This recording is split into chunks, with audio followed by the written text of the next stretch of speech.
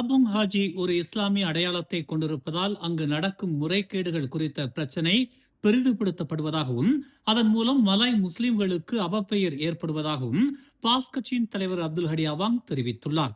யாத்ரீகர்களுக்கான அந்த நிதி தொடர்பாக முறைகேடுகள் நடந்திருக்கலாம் என்பதை தாம் ஒப்புக்கொண்டாலும் மற்ற நிறுவனங்களில் உள்ள பெரிய பிரச்சனைகளுக்கு அதே அளவு கவனம் செலுத்தப்படவில்லை என்று அவர் தெரிவித்தார். அரசு சார்ந்த நிறுவனங்கள் மற்றும் பிற நிறுவனங்களில் முறைகேடுகள் பெரிய அளவில் நடைபெற்று வருவதாகவும் ஆனால் அவை மூடி மறைக்கப்படுவதாகவும் மாராங் நாடாளுமன்ற உறுப்பினருமான அவர் தெரிவித்தார். தபுங் ஹாஜியின் இஸ்லாமிய அடையாளம் அதை ஒரு இலக்காக மாற்றுவதால் அதன் குற்றங்கள் முக்கிய விவாத பொருளாக மாறி உள்ளன என்று அவர் தமது முகநூல் பதிவில் குறிப்பிட்டுள்ளார். மேலும் சில தனிநபர்களின் முறைகேடுகள் பெரிதுபடுத்தப்பட்டு அந்நிறுவனத்தை மேம்படுத்துவதில் பங்களிப்பாற்றிய மற்றவர்களின் ஈடுபாடுகள் மறக்கப்பட்டு விட்டதாகவும் ஹடி தெரிவித்தார். தபுங் ஹாஜியை வெற்றி பெற செய்தவர்கள் இன்னும் பலர் உள்ளனர். ஆனால் மலாய் முஸ்லிம்களின் நற்பெயருக்கு களங்கம் விளைவிக்கும் நோக்கில் ஒரு சிலரின் முறைகேடுகள் தீய நோக்கத்துடன் தனியாக சுட்டிக்காட்டப்படுகின்றன என்று ஹடி அவாங் தெரிவித்தார். இன்று காலை கிள்ளானில் உள்ள நகைக்கடை ஒன்றில் 4 பேர் கொண்ட கும்பல் கொள்ளையடிக்க முயன்ற சம்பவம் பெரும் பரபரப்பை ஏற்படுத்தியது. தெங்கு கிளானா சாலையில் உள்ள தங்கராம் நகைக்கடையில் காலை 10 மணிக்கு மோட்டார் சைக்கிளில் துப்பாக்கி மற்றும் சுத்தியலுடன் வந்த 4 கடையில் உள்ள கண்ணாடிகளை உடைக்கும்படியான காணொளி சமூக வலைதளங்களில் பரவி வருகிறது. கிள்ளானில் காவல்துறை அலுவலகத்தில் இருந்து 500 மீட்டர் தொலைவில் உள்ள தங்கராம் நகைக்கடையில் காவல்துறையினர் சோதனையை மேற்கொண்டு வருவதாக தெரிவிக்கப்பட்டுள்ளது. முன்வரிசையில் இருந்த வாடிக்கையாளர் ஒருவர் கடையில் நிகழ்த்தப்பட்ட கொள்ளை சம்பவத்தை காணொலியாக பதிவிட்டுள்ளார். 2 மோட்டார் சைக்கிளில் வந்த 4 பெரிய சுத்தியலும் கை துப்பாக்கிகளும் இருந்ததாக வாடிக்கையாளர்கள் தெரிவித்தனர். கடைக்குள் நுழைந்த கும்பல் 40 வினாடிகளில் நகை கண்ணாடி பெட்டிகளை உடைக்க முயற்சித்துள்ளனர். பின்னர் மோட்டார் சைக்கிளில் தப்பிச் சென்றுள்ளனர். கடையில் ஏற்பட்ட சேதாரங்கள் குறித்து காவல்துறை விசாரணை மேற்கொள்ளப்பட்டு வருவதாகவும் இது தொடர்பான விசாரணைக்கு உதவ சம்பவத்தை நேரில் கண்ட பொதுமக்கள் காவல் நிலையத்தில் புகார் அளிக்கும்படியும் கிள்ளான் மாவட்ட காவல்துறை கேட்டுக் கொண்டுள்ளது. ஓம்ஸ் அறவாரியத்தின் ஆதரவில் மலர் டிவி வழங்கும் திரையிசை கண்ட இலக்கியம் 2026 எனும் மாபெரும் போட்டியில் 150க்கும் மேற்பட்ட போட்டியாளர்கள் பங்கேற்ற நிலையில் இப்போட்டிக்கான மாபெரும் இறுதி சுற்று வரும் ஆகஸ்ட் 29ஆம் தேதி சனிக்கிழமை பெட்டாலிங் ஜெயா சிவிக் சென்டரில் மதியம் 1 மணி தொடங்கி இரவு 7 மணி வரை நடைபெற உள்ளது. இந்நிலையில் இப்போட்டியில் இறுதி சுற்றுக்கு தேர்வான போட்டியாளர்களின் பெயர்களை மலர் டிவி நேற்று அதிகாரப்பூர்வமாக வெளியிட்டது. 2 பிரிவுகளாக நடத்தப்பட்ட இப்போட்டியில் பங்கேற்றவர்களில் ஒவ்வொரு பிரிவுக்கும் 10 பேர் என மொத்தம் 20 பேர் இறுதி சுற்றுக்கு தேர்வாகி உள்ளனர். அவர்கள் அனைவரும் ஆகஸ்ட் 29ஆம் தேதி சிவிக் சென்டரில் நடைபெறும் பிரம்மாண்ட விழாவில் தாங்கள் கண்ட திரை இசை இலக்கியத்தை நயம்பட உரைப்பார்கள். 2 பிரிவுகளிலும் வெற்றி பெறும் போட்டியாளர்களுக்கு முதல் பரிசு 5000 வெள்ளி ரொக்கம் மற்றும் தங்க பதக்கம், 2வது பரிசு 3000 வெள்ளி ரொக்கம் மற்றும் தங்க பதக்கம், 3வது பரிசு 1500 வெள்ளி ரொக்கம் மற்றும் தங்க பதக்கம் வழங்கப்படுகிறது. அதோடு தமிழ் சாதனையாளர் ஒருவருக்கு சிறப்பு விருதும் வழங்கப்படுகிறது. இலக்கியத்தின் மீது நம் சமுதாயம் கவனம் செலுத்த வேண்டும் எனும் நோக்கில் நம்மவர்களை ஊக்குவிக்கும் விதமாக ஓம்ஸ் அறவாரியத்தின் சார்பில் அதன் தலைவர் ஓம்ஸ் ப தியாகராஜன் பெருமனதோடு இந்நிகழ்ச்சிக்கு ஆதரவு கரம் நீட்டியுள்ளார். தரமான சமுதாயமாக நம் மக்கள் தொடர்ந்து மிளிர நம் ஒவ்வொருவரின் ஆதரவும் மிக அவசியம். எனவே பொதுமக்கள் தவறாது இந்நிகழ்வில் கலந்து கொண்டு நமது வெற்றி செல்வங்களை உற்சாகப்படுத்துங்கள். வாருங்கள், திரை இசை இலக்கியத்தை ரசித்து ருசிப்போம்.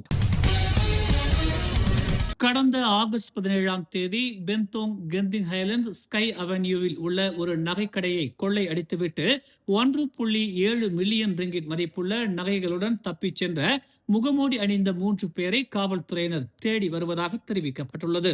இந்நிலையில் அந்த 3 குறித்த விவரங்களை காவல்துறை இன்னும் சேகரித்து வருவதாக பகாங் காவல்துறை தற்காலிக தலைவர் டத்தோ அஸ்ரி அக்மார் அயோப் கூறினார்.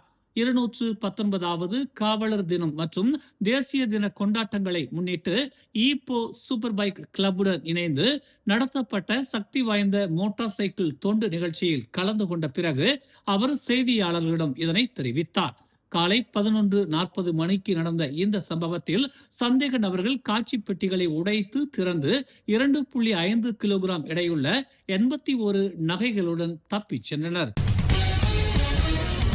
14 வயதான கெசியா நிஷா என்ற மாணவியின் மரணம் தொடர்பான சம்பவத்தில் எழுந்துள்ள துன்புறுத்தல் மற்றும் இனவாத குற்றச்சாட்டுகள் குறித்து முழுமையான விசாரணை நடத்தப்பட வேண்டும் என்று தேசிய ஒற்றுமைத்துறை துணை அமைச்சர் யுனேஸ்வரன் ராமராஜ் வலியுறுத்தியுள்ளார்.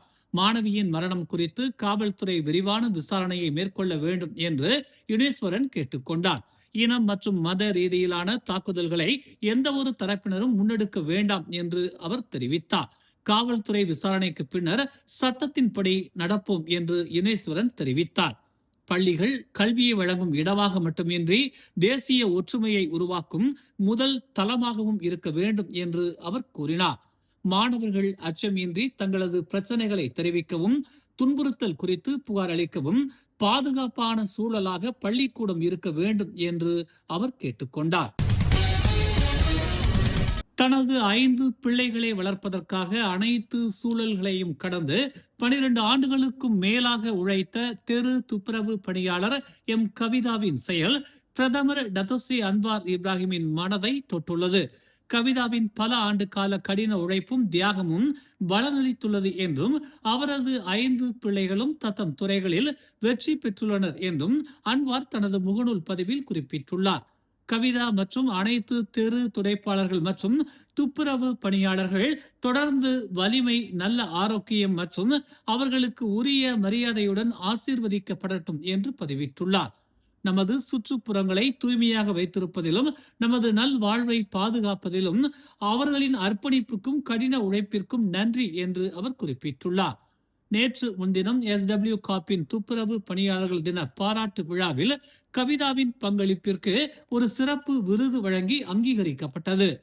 ஸ்ரம்பானில் உள்ள SWM என்விரான்மெண்ட் நிறுவனத்தில் பணிபுரியும் கவிதாவின் கதை கடந்த மாதம் சமூக ஊடகங்களில் வைரலானது. அவர் பணியில் இருந்தபோது அவரது 50வது பிறந்த நாளை கொண்டாட அவரது மகள்கள் அவருக்கு இன்ப அதிர்ச்சி கொடுத்தது பலரின் வரவேற்பை பெற்றது.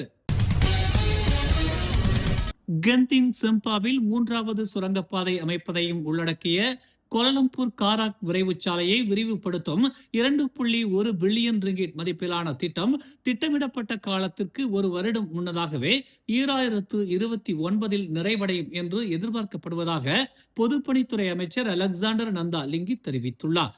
மார்ச் 9ஆம் தேதி தொடங்கிய இத்திட்டம் கோம்பாக் கெந்திங் செம்பா சாலையை 3 வழி சாலையிலிருந்து 4 வழி சாலையாகவும், கெந்திங் செம்பா மெம்பாகா சாலையை 2 வழி சாலையிலிருந்து 3 வழி சாலையாகவும் விரிவுபடுத்தும் என்று அவர் கூறினார். சலுகைதாரரான AFA குழுமத்துடனான ஒப்பந்தத்தின்படி இத்திட்டம் 4 ஆண்டுகளுக்குள், அதாவது 2030 நிறைவடையும் என எதிர்பார்க்கப்பட்டது என்று இன்று நடைபெற்ற திட்டத்திற்கான அடிக்கல் நாட்டு விழாவில் அவர் கூறினார். ஆனால் இத்திட்டத்தை 2029 முடிக்க முடியும் என்று AFA குழுமம் தங்களுக்கு உறுதி அளித்துள்ளதாக அவர் கூறினார். இது திட்டமிடப்பட்ட காலத்திற்கு முன்னதாகவே நிறைவடைவதால் மிகவும் ஊக்கமளிக்கிறது என்று தெரிவித்தார். கிள்ளான் பள்ளத்தாக்கிற்கும் கிழக்கு கடற்கரைக்கும் இடையே பயணிக்கும் வாகன ஓட்டிகளின் பாதுகாப்பு மற்றும் வசதியை மேம்படுத்துவதோடு போக்குவரத்து நெரிசலை குறைப்பதிலும் இத்திட்டம் முக்கியமானது என்று நந்தா கூறினார். தமிழ் அறிஞர் தனித்தமிழ் தந்தை மறைமலை அடிகளாரின் 150ஆம் ஆண்டு பிறந்த நாளை முன்னிட்டு சிறப்பு நிகழ்வு வரும் ஆகஸ்ட் 23ஆம் தேதி ஞாயிற்றுக்கிழமை மாலை 3:30 மணிக்கு பிரிக்ஃபீல்ட்ஸ் விசாலாட்சி உணவக மண்டபத்தில் நடைபெறவிருக்கிறது. இந்நிகழ்வில் மறைமலை அடிகளாரின் பெயரன் மறைதிரு தாயுமானவன் எழுதிய தனித்தமிழ் தந்தையின் வரலாற்று சுவடுகள் எனும் நூலும் வெளியீடு காண்கிறது. ஓம்ஸ் அறவாரியத்தின் ஆதரவில் நடைபெறும் இந்த நிகழ்வில் ஓம்ஸ் அறவாரிய தலைவர் ஓம்ஸ் பா தியாகராஜன் சிறப்பு வருகை மேற்கொண்டு நூலினை வெளியீடு செய்து வைக்கிறார். மேலும் பல முக்கிய பிரமுகர்களும் கலந்து கொண்டு சிறப்பிக்கின்றனர். தமிழ் ஆர்வலர்கள் இந்நிகழ்வில் கலந்து கொள்ளுமாறு கேட்டுக் கொள்ளப்படுகிறார்கள். வணக்கம். நான் தனித்தமிழ் இயக்க தந்தை மறைமலையடிகளார் பன்முக மொழி அறிஞருமான மறைமலையடிகளாரின் பெயரன் மறை திரு தாயுமானவன் வருகிற 23 ஆகஸ்ட் ஞாயிற்றுக்கிழமை அன்று விசாலாட்சி விடுதி பிரிக்ஃபீல்டு கோலாலம்பூரில் இருக்கிற விடுதியிலே தனித்தமிழ் தந்தையின் வரலாற்று சுவடுகள் என்ற நூல் செந்தமிழ் காவலர் பா தியாகராஜன் அவர்கள் வெளியிட்டு சிறப்புரை நிகழ்த்த இருக்கின்றார்கள். அந்த நிகழ்விலே பல அறிஞர் பெருமக்களும் அடிகளாறு பற்றிய தமிழ் தொண்டையும் அவரை பற்றிய அந்த நூலை பற்றி ஆய்வும் செய்கிறார்கள். நீங்கள் அனைவரும் இந்த நிகழ்ச்சியில் கலந்து கொண்டு தமிழ் சுவை பருக வேண்டும் என்று மறைமீடியல் கல்வி அறக்கட்டளையின் சார்பாக தமிழன்புடன் கேட்டுக்கொள்கிறேன். மேலும் செய்திகளை தெரிந்து கொள்ள தமிழ் மலர் இணையதளம், தமிழ் மலர் செயலி மற்றும் மலர் டிவி யூடியூப் சேனலை வலம் வாருங்கள். எங்களோடு இணைந்திருக்க மலர் டிவியை பதிவு செய்து கொள்ளுங்கள். உறவுகள் மகிழ்ந்திட விருப்பம் மற்றும் பகிர்வு சேவையை சொடுக்கிடுங்கள்.